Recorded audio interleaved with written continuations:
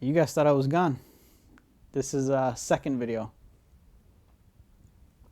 And this is actually going to be a review of, not necessarily too much of a review, just a little talk of a movie by Steven Spielberg called The Color Purple. And this movie I watched last weekend with my girlfriend who, is a big fan of that movie. She loves it a lot. And she's read the book. It's very important to her. She's black and she just is very she loves black cinema, and that's something that she wants, she wants for me to kind of explore with her, which I was going to do it anyway, but definitely it's nice, having somebody with a curated taste who can point to you, check this out, check this out, check that out, check that out. Anyway, so a couple weeks ago I watched Dead Presidents with her, and that's interesting. It wasn't my favorite, but I can kind of see why it had a previous Criterion release. So, The Color Purple. It was a really good movie. It was really beautiful in its tragedies. How, those kind of movies that are so sad, so tragic, and yet at the same time beautiful. A documentary that I would put that in the same category as a documentary that I would put in that same category is Dear Zachary. And if you have not seen that, don't look anything up about it. Don't read anything about it. Just know that it's a story about a father who is killed, and a friend who's a documentarian creates a documentary about the father for the son to grow up and watch and learn about his father. So it's a very sad movie. You're gonna cry. But other than that, other than the short synopsis that I gave you, don't read anything about it. Just, it's best to go in it blind, and it'll touch you emotionally. So that's my recommendation. Check it out. I think everyone should watch that documentary. And so there's other movies like that, that are just kind of just almost emotionally exhausting because it's so tragic, it's so heartbreaking, and yet, they have these deep themes and undercurrents of human triumph that just touch you emotionally. And so, for those who you don't know about The Color Purple, it's a documentary, or not documentary, sorry. It's a movie about this is post slavery times. I want to say the Reconstruction area. It's post slavery times, early, like almost at the very beginning of the 1900s, about two black sisters who are one is married off, and the other, due to being abused by the father, runs away to join the now married sister, only to then, shortly after, be separated from her by the abusive husband who kicks her out. And they vow that only death can keep them separated. And so it's a story of the trials and tribulations of the married sister, but also, them yearning for each other and searching for each other. I know that the book delves a little bit more into the non-married sister's story as well, whereas the movie focuses primarily, or for the most part, on the married sister, played by Whoopi Goldberg, which is actually, I was surprised to find out, it was actually her breakout role. But the movie is just filled with just amazing performances, very sad and tragic performances by Whoopi Goldberg. Menacing, aggressive, just scary performance by Danny Glover, sorry, and just so many other characters that, like, it was all so realistic. It was very naturalistic kind of acting. But the thing about Whoopi is that she played that very shy, meek, subservient girl so well, and with her big eyes, you just want to reach through the screens and just give her a hug and hold her and tell her everything's gonna be okay. It was just done so well. And Danny Glover, who was, yeah, he was just terrifying, and you can see. Sorry, I probably, for those of you who have not seen it, and definitely don't want to watch any sort of, if all you want is just synopsis and don't care about anything further than that, don't watch further. I suggest watching the movie and then coming back, because I'm gonna talk a little bit about the themes and give. I don't see a movie like about it spoilers. Although my girlfriend is very sensitive to like any sort of like plot details. She loves to go into movies blind. Whereas I think as long as there's no like actual event that's like a twist or anything like that, I don't really care too much about like spoilers. Which to me, there's spoilers really only applies to like twists, and the Color Purple doesn't really have any twists. Although for some people, saying that a movie doesn't have a twist is kind of like a spoiler to them. It's funny. But yeah, Danny Glover was just he was so good, so well at portraying just a violent piece of crap that you just want to punch and throw him into a ditch, and yet at the same time so pathetic.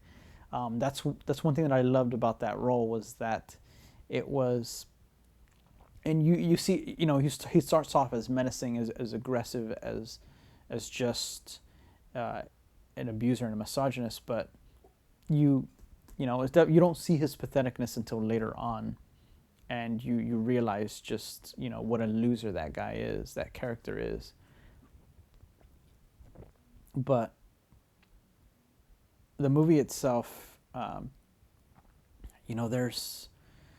explores certain themes, like any good movie, it explores several themes at once. Themes of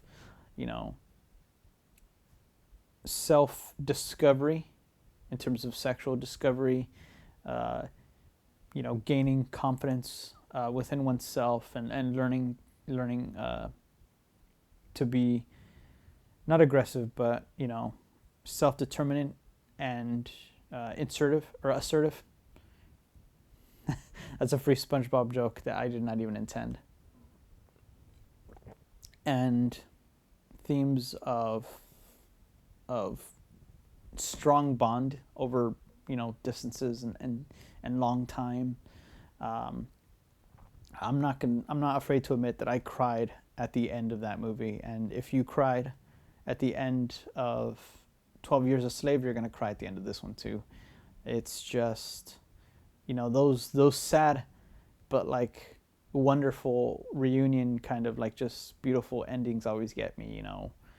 When somebody who has been denied happiness finally gets it, or something like that.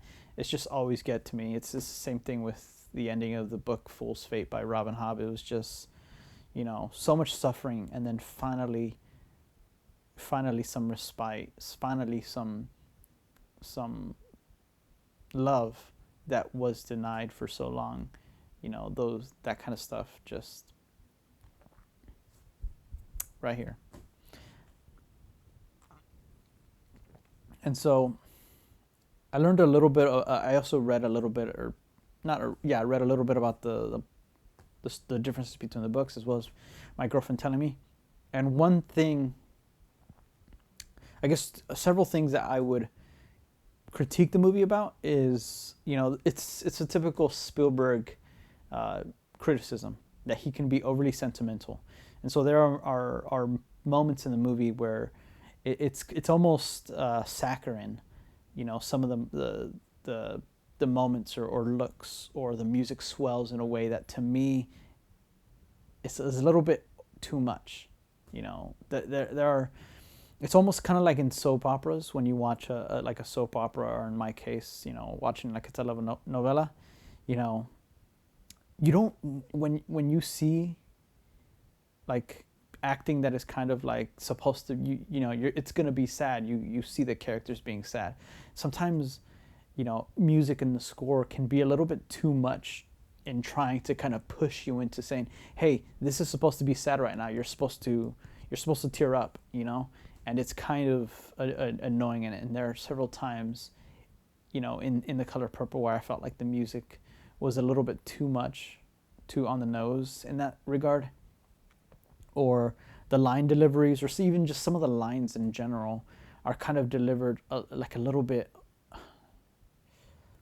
I don't know, a little bit too much, a little bit too almost dramatic. You know, it skirts that line a couple times throughout the movie. And I would say so of the ending. You know, I would not be surprised if the ending for the man that Danny Glover plays, you know, in the book he's called just Mister. But I would not be surprised if his ending was at the direction of Spielberg, because in the movie, Albert, I think his name is, he um, he has a redemption. You know, he discovers a letter from the sister that, you know, she's having troubles with immigration, and she you know, she's trying to get back into the United States so that she can come and meet her sister. And so you expect, up until that point, you see him discover that letter, you feel like, okay, you know, he's just going to be a vindictive prick and destroy the letter, and she's not going to find out about her sister. And he doesn't do that. He takes it to the immigration office, or some other government organization where they resolve it, and it, you know, brings the sister back over. And then they kind of know that he did it, and they look at him, and he's in the field, and he doesn't like, I don't, if I remember correctly, he doesn't like smile or anything like that, but like he just kind of, you can tell that he's happy with the results, and that he's happy for Celie, I think her name is, Whoopi Goldberg's character, and just the sisters in general. That does not happen in the book. There is no redemption for Mister. And to be honest, I felt like that was inaccurate, even before I even found out that the book didn't have that either. You know, he's just not a character that's going to, those kinds of people who are that narcissistic are just not going to have some kind of redemptive thing like that usually. It's something that I felt was insincere. It felt tacked on, and it felt like it was kind of, again, added for some sort of audience approval, or audience, you know, some sort of what is the word called?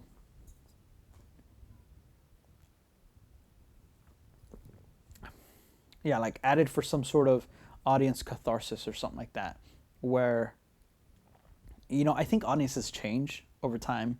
Things that, you know, fit a certain audience or the expectations or whatever at a certain point, later audiences don't jive with. And that's kind of how I felt like maybe that movie, when it came out, audiences did at the time probably felt it was cathartic, and they're like, oh, that's so nice. He became a nice man. But now looking back, for me, experiencing that movie, I did not get that feeling at all. I did not want him to have any redemption. He's not a kind of person who deserves to have redemption. When you abuse someone so much and for so long, you don't deserve that kind of redemption. You don't deserve, you know, some sort, like, that's not justice, and that's not anything that I am interested in. You know, I think over time somebody can find justice after atonement, after paying for, you know, for their sins. Yes, they can find redemption, but just facilitating, you know, your ex-wife's sister's return and then just calling it a day and just riding into the sunset is not justice to me. I think it should have ended before that, where he was, you know, a lonely, bitter, disgusting man lying, sleeping on his kitchen floor while animals were just about. That would have been the best, I think, and most accurate and more satisfying ending for that character, because yeah, that's not, there couldn't have been any sort of justice for that kind of person at the time in terms of like going to jail. You know, she any wife, especially a black wife, would not have been able to find, through the legal system, any sort of justice for them. She could not have put him in jail. So the best and probably best and most deserved kind of justice for him, against him, would have been some sort of leaving him to live in his own loneliness and filth and misery. And that's what he would have deserved. And so it just did not, I did not like his sort of redemption at the end. I did not find it at all satisfying.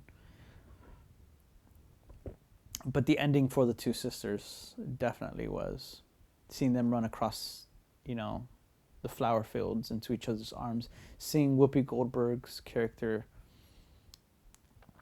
meet her children for the first time, except for, I think, the older one, which is a girl when she met as a baby, but seeing them for the first time as adults and coming to know them was just, heartrending. It was just so beautiful and so sad. But overall, the movie is just fantastic. I loved it. And I think it would look good in 4K. I think the HDR would make those colors look just outstanding. So I don't think that's probably going to happen anytime soon. I know Spielberg's having some movies come out. I just don't think the color purple is going to be on the radar anytime soon. You'll probably see all his blockbusters come out before the color purple will. But maybe one day, especially if consumers continue to support and support more 4K, we'll see more movies, get released in 4K rather than just, the blockbusters and the big movies and there's. But then again, something like Philadelphia coming out in 4K, that's kind of surprising. I would never have expected that movie to come out in 4K. So I think there's hope for Color Purple. I definitely would pick that up day one and rewatch it with my girlfriend. So I think that's all I have to say in the matter. Yes, it is definitely a wonderful movie. And, there's more to say. So, and I confirmed this idea with my girlfriend about what else the movie was about, because one reason why I think, even though I critiqued or criticized Spielberg for being too sentimental, I think he was also still the right director for the job.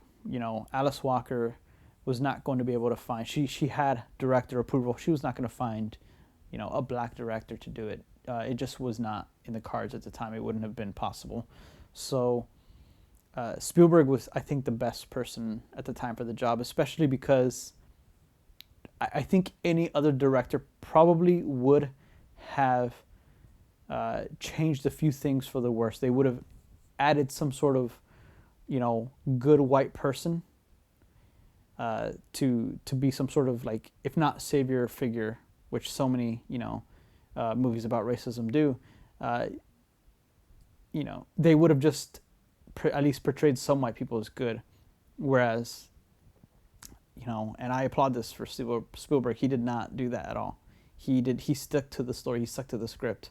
Not that, the movie isn't about so much about white and black relations. There's some of it in there, especially with Oprah Winfrey's character. But he didn't do that. He didn't, inject that sort of to make white audiences feel good about it. And it's a sad movie about racism, and it's so sad that this is our past, but there were some good people, and that's who I identify with, and that's who I want to. He was brave in that regards, I think, because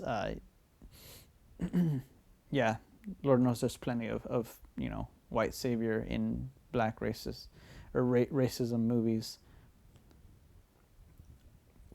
So I applaud that. I think it was he didn't do it the other way. It wasn't because it wasn't a movie about white black relations overly. He didn't go the opposite way and then just show all in all out, every white person's the devil kind of type deal. But at the same time, he didn't he portrayed especially one character as like well-meaning, and you could take this as a critique of white liberals who don't think of themselves as racist, who don't outwardly have any sort of racist agenda or racist personality, but still are affected and influenced by you know racist or racism and their interactions with black folks, especially at the time. I think everything changes slowly, but especially at the time, and a lot of black leaders, especially like Malcolm X, noted that there were still a lot of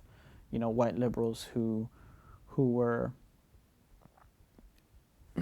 again not outwardly racist, but still had in some ways some underlying racism that was still left over, which that's how powerful these kinds of social systems can be, that they affect you, and it's the same way with us, sexism in men.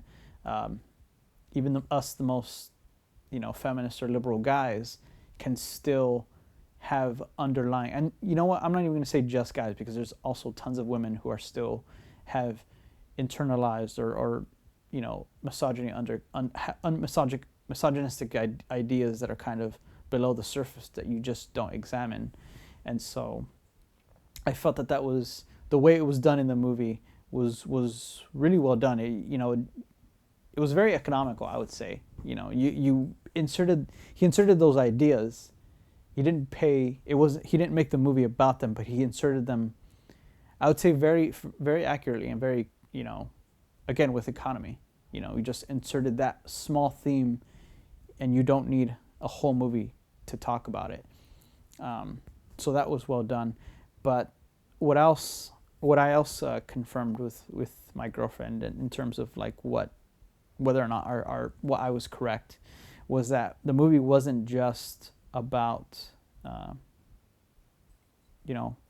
difficult it was for black women at the time, or about racism and black women. It was also about critique of black men and the failure of black men to stand up for black women, but also who not just failed to stand up for them and to protect them, sufficiently, but also victimize them at the same time. So black women at the time, and still now, are victimized outside and inside the community.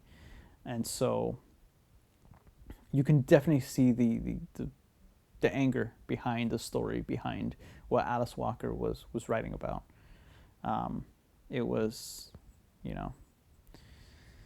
and I think from what I've still studied and stuff like that, there's still a lot of black women who still feel very similar in terms of it, a lot of things still repeating. I think one scene that encapsulates that idea very well was the scene where Oprah's character is brought to her home by her white employer, is a woman who's learning how to drive. She is very wealthy. She brings Oprah over to spend Christmas Day or something like that with her family, as a sort of reward, or like a gift that she's given. Like, here, I'm letting you stay this whole day with your family. And Oprah comes inside, and she is devastated that she just barely remembers and knows her family. But outside, and at first I was kind of annoyed with Spielberg because I thought that he was just going for jokes, but it became apparent that he was not. Outside, the white woman is having struggle, getting the car to get into reverse because she's still learning how to drive. So she's just struggling to get that car, back onto the road so that she can take off. And very quickly you realize that all the characters who are inside the house with Oprah are just black women. And all the black men are outside trying to help the white woman, get her car fixed and back on the road. And eventually she starts to panic because she's just surrounded by all these black men. And she starts to freak out, and then eventually starts screaming that they're assaulting her, and demands that Oprah's character, cut short her visit home and drive her back to her home. So yeah, that quick scene I felt like was very. Once I realized what happened, that was very well done. That was a very succinct and accurate portrayal of the two themes of black men, you know, prioritizing a white woman over black women, but also white liberal, because she started screeching about, I've always been good to you people. I've always been kind to you people, and just how. So it was again the previous idea, and I hope I'm probably butchering all of this explanation, but I think you guys know what I'm talking about. Those two ideas in the same scene being expressed very clearly and very accurately. So I will leave it there. Let me know in the comments below if you guys have any disagreements, if you guys think that I'm off the mark in some ways, or just anything you want to add to the conversation. I'm very happy to hear more and to read more, I should say. So I hope you guys are all having a good time as well as you can, and watching some good movies. And let me know if you guys want to talk about anything. I'm here. Bye.